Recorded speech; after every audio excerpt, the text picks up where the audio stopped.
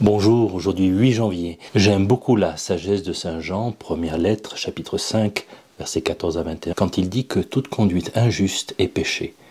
Mais tout péché n'entraîne pas la mort.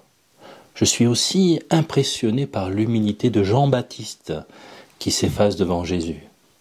Non, ce n'est pas le bon mot. Jean-Baptiste ne s'efface pas. Il sait qui il est et qui est Jésus. Cela m'évoque une colonne vertébrale solide que chacun peut avoir et a en lui-même. Alors merci Seigneur pour ce don précieux qui nous aide, qui m'aide à nous situer dans la vie, dans les relations. Évidemment, c'est un lieu de croissance à surveiller, à faire grandir au gré de la grâce, là aussi. Merci Seigneur. En continuant notre parcours, à avoir le courage de ne pas être aimé, le sage devient de plus en plus corrosif vis-à-vis du jeune homme, en lui disant qu'il a choisi d'être malheureux. Le jeune homme n'accepte pas, car cela n'a pas de sens. Et l'ancien lui explique que chaque acte que nous faisons a une intention positive. Elle nous apporte quelque chose. Même le pire acte d'un criminel a une intention positive. Elle lui apporte quelque chose, par exemple de l'argent.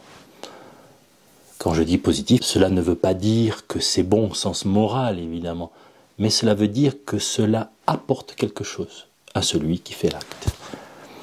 Donc notre jeune homme, malheureux, a choisi d'une certaine façon son malheur, car à travers ses actes, il cherchait un bien, tout en passant à côté d'un plus grand bien.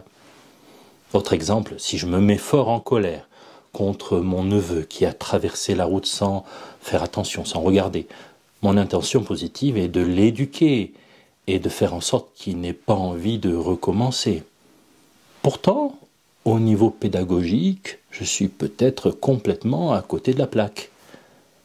Mon neveu ne retiendra pas la leçon et s'est senti blessé par mes paroles. Mon intention est belle et positive pour moi, mais le résultat est mauvais. Cela me fait penser au sens du mot péché en hébreu, rater sa cible. Cette réflexion des philosophes me pousse à me demander quelle est la cible que je vise vraiment? Et toi, comment exprimes-tu ta gratitude aujourd'hui? Je te dis à demain pour un café 2 minutes. Sois béni. Ciao. Moment pub, si tu le souhaites, tu peux écouter mon homélie de dimanche dernier sur l'Épiphanie ici. Ah oui, quelque chose d'important aussi, je te partage un projet d'année qui m'est cher ici. Tu le trouves. Sinon, comme d'habitude, je te demande de t'abonner. Si tu le souhaites, c'est gratuit. Tu peux mettre un pouce, un like, des commentaires. Je le lis tous les commentaires. Pas toujours dans le jour même, mais je les lis tous.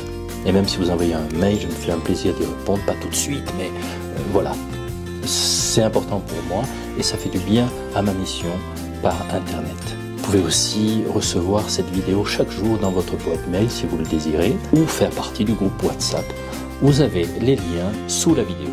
Voilà, à demain pour un café 2 minutes.